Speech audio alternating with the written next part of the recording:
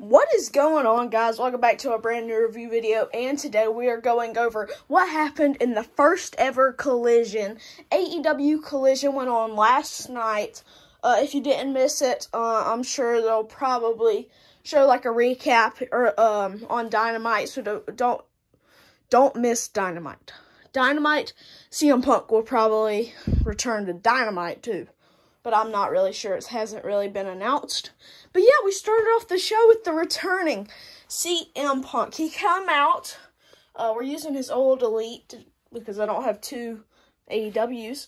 But he come out with a little bag. I used my mom's, like, she helped me out and gave me a little jewelry bag thing. So, and he came out with a microphone and some, like, shoes around his neck. And he was just talking about how there's no more Mr. Nice Guy, and all of that. And he said, until I get pinned or submitted, nobody will have what's in my bag.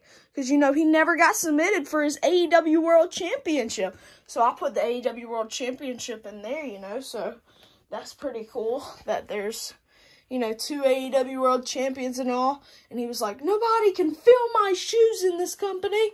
So I'm sure we'll have a CM Punk versus MJF again, for the actual AEW World Championship.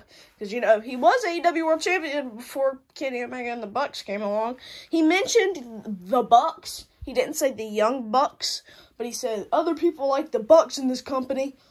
You know, like he went like that, and he was like sort of mentioning them, and everybody was saying, F the Elite.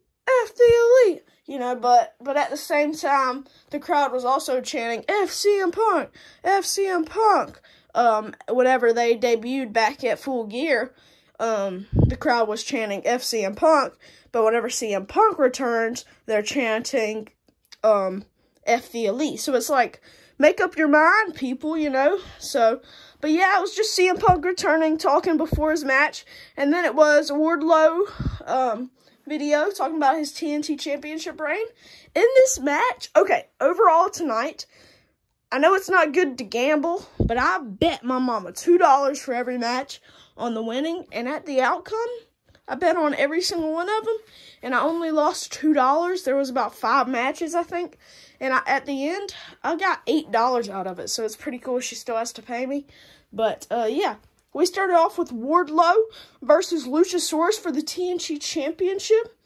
Christian would obviously be hiding around the ring with Luchasaurus, while Arn Anderson, as we saw, got attacked last week on Dynamite. So he was not in Wardlow's corner. But in the end, Luchasaurus would pick up the victory because Mr. Bad Guy, Christian Cage, picked up a camera from a camera guy and smashed it onto Wardlow's head while the ref was not looking. Mr. Ref over here sucks donkey, and he didn't catch it. But now we have a new TNT champion, Mr. Luchasaurus. Very cool. But at the same time, I feel like Luchasaurus is gonna turn on Christian or vice versa, because Christian held up the championship and wouldn't let Luchasaurus hold it up, and he got on Luchasaurus' shoulders and, like, held it up. But I don't know if that was, like, you know, him just wanting the title. They want to put the title belt near Christian, you know? They want him to be a champion soon. But, yeah, that's what happened. I feel like Luchasaurus or Christian's going to turn on each other. After that, it was Powerhouse Hobbs backstage. He was getting interviewed, and he officially announced he is the first person to announce that he's going for the AEW's, of course, Owen Hart Tournament Championship.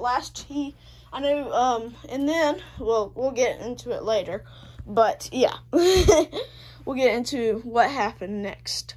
After that, it was Buddy Murphy versus the returning Andrade El Idolo.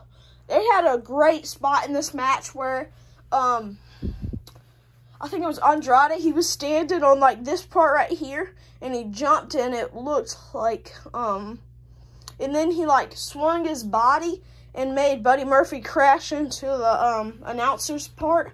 But in the end, Andrade El Idolo would get some from his like mentor slash father-in-law, Ric Flair. Of course, Andrade and Charlotte are like husband and wife or something like that. And you know, Ric Flair obviously got to be there. But yeah, he hit him with the figure 8. First it was a figure 4. Buddy Murphy wasn't tapping out. And all. I know that's not Buddy Murphy, but the only Buddy Murphy I do have is signed and in box. Very cool. His Elite. But yeah, let's get back into it. Yeah, the room's a mess. Don't judge me. I still gotta clean it up from like last week. I'm sorry. But yeah, figure 8 makes Buddy Murphy tap and picks up the victory for the returning Andrade El Idolo.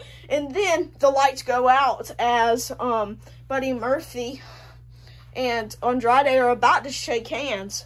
The lights go out. The lights cut back on. Andrade's fine, but Andrade looks into this corner over here, and it's like, and then it's what's his name? Aleister Black, or Malachi Black, sorry. He's sitting in this corner, and Buddy Murphy's over here. Buddy Murphy hits him with like a lariat and puts him to sleep and makes him do like a full backflip. It's pretty cool. But after that, it was Scorpio Sky video. Scorpio Sky's been out of AEW action for a while, and it was like him, like he's gonna make his return very soon. You know, just showed his career highlights on how he was the first ever tag team champion with SCU and all of that. How he won the TNT championship and everything. But yeah, that was pretty cool. So he's definitely going to be returning. I'm kind of a fan of Scorpio Sky. I really don't really know, honestly. I didn't see him much in action whenever I first got into AEW. So we don't really know. And I'll tell y'all if I'm a fan of him soon. After that, it was Tony Nese and Smart Mark Sterling in the ring. And they get interrupted by Miro, who we knew was going to be in action, but we didn't know with who yet. And, of course, it was Tony Nese. I am using Mr.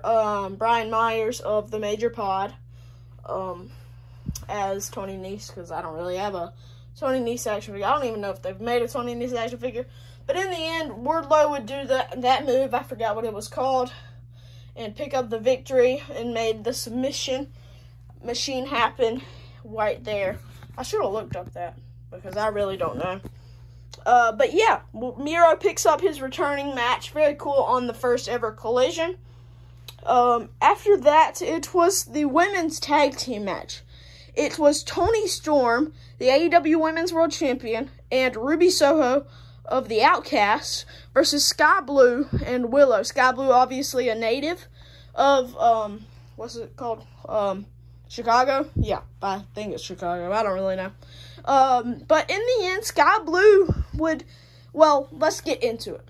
Sky Blue, or Willow, was getting, like, choked out by Ruby Soho, and Toni Storm goes to spray Sky Blue, but Willow attacks from behind and makes the spray go into Ruby Soho's eyes on accident, and Willow attacks them both, and, Willow attacks them both, and basically Sky Blue hits like a code red flip thing and picks up the victory. Very cool. So yeah, I predicted that one too. After that was Ricky Starks backstage. Ricky Starks said he will also be in the Owen Hart tournament, and he even mentions last year's winner, Adam Cole, baby.